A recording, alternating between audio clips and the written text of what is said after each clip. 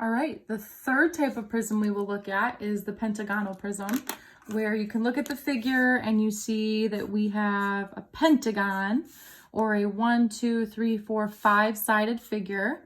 So I have a 5-sided figure, 5-sided regular polygon, if you want to talk about terminology from last trimester. 5-sided regular polygon, also known as a pentagon, on the top and bottom.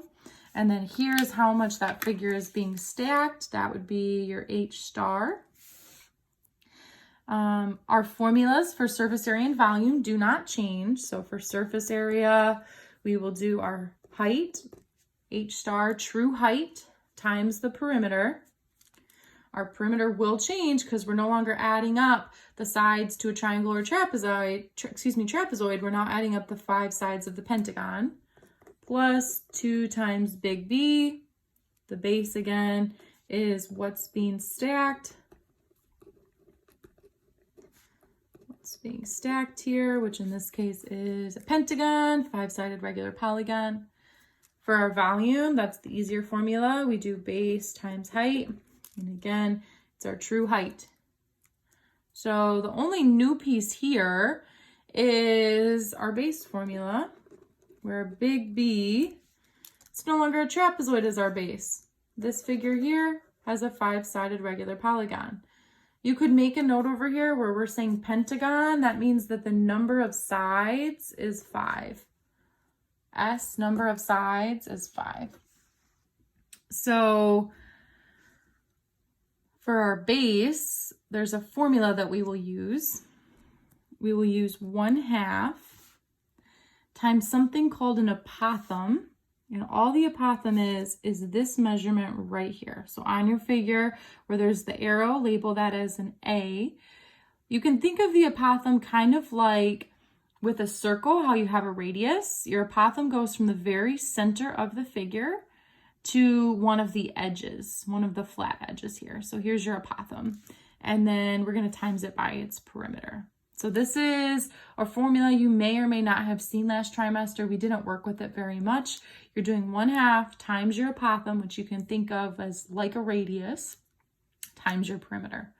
So these are the new formulas you'll need. Again, over here, I just made a note that we're used to referring to sides as S, that if it's a pentagon, it has 5 sides. So just make sure you do remember, you can always just count on the figure that there are 5 sides as well. All right, let's look at example C. So in example C, make sure you can tell what you're looking at. You've got your 5-sided pentagon on the top and on the bottom. So there's my base, and it's being stacked right here. This 3 feet, that's how much it's being stacked through the figure. So you can label the 3 feet as your H star or your true height.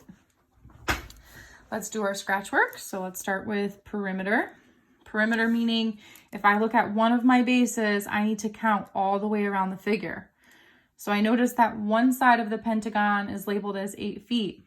I also see congruent tick marks, and another property we learned of a pentagon is that all 5 sides are the same. So I would be doing 8 plus 8 plus 8 plus 8 plus 8, or you could just do 8 times 5 to get a perimeter of 40 because all 5 sides are 8.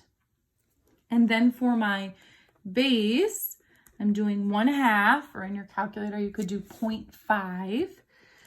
1/2 times my apothem, which is right here, this 5.5. Again, we're used to working with the radius quite a bit. It looks a lot like a radius, but it's not a radius because this is not a circle. It's called an apothem.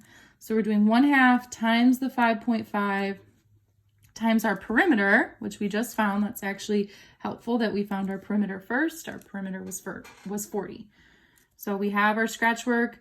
We know our H star, our perimeter, and our base here.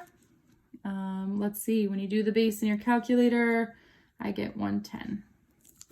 So we have what we need to plug into surface area. So surface area, my height, my true height of the figure is 3 times my perimeter of 40 plus 2 times my B, which is 110. Be careful typing it into a calculator. I get 340 square feet. For my volume, I'm just doing base times height. My base we got is 110. My height, H star, we're looking at the true height. So 110 times 3, which gives us 330 cubic feet because it's volume. So here are my answers for surface area and volume. I think that these regular polygon ones, when it's a pentagon, or in our last example, when it's a hexagon, I think that they're much easier figures to look at. They don't have as many measurements, and they're pretty clear to look at and see what's your true height, how much is it being stacked. At this time, you can go ahead and hit pause and do you try 3. All right, here's my work for you try 3. I right away could tell that I have a pentagon on top and bottom. It's being stacked for 4 meters, so that's my H star that I'm using in my formula. I did my scratch work for perimeter and base, and then you can see my surface area and volume measurements that I got.